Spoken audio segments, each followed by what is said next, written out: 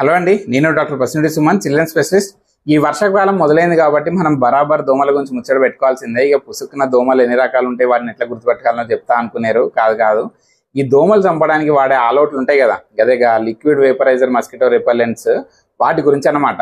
ఈ all out babies especially 6 months 1 year లోపు babies ఉన్న రూమ్లలో వాడచ్చా అనేది ఇక చాలా పెద్ద క్వశ్చన్ అందరికి. ఆన్సర్ ఏంది అంటే సేఫ్ అయితే కాదు, కాకపోతే వాడుకోవచ్చు. సేఫ్ కానప్పుడు ఎట్లా వాడతాం సార్ అనుకుంటారు కదా.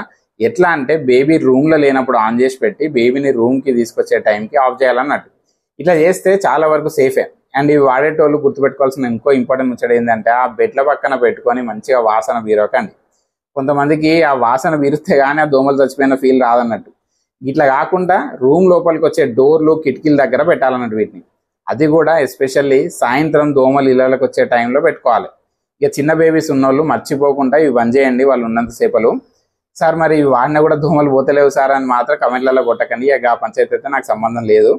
అండ్ ఫైనల్గా ఆల్అవుట్ అంటే పుసుకున్న ఈ కంపెనీ వాడికి ప్రమోషన్ చేస్తాను అనుకునేటోళ్ళు అట్లా అనుకోకండి. ఆల్అవుటే కాదు, గుడ్ నైట్, మార్టిన్, ఇంకా అన్ని కంపెనీల లిక్విడ్ వేపరైజర్ల గురించి చెప్తాను అన్నట్టు.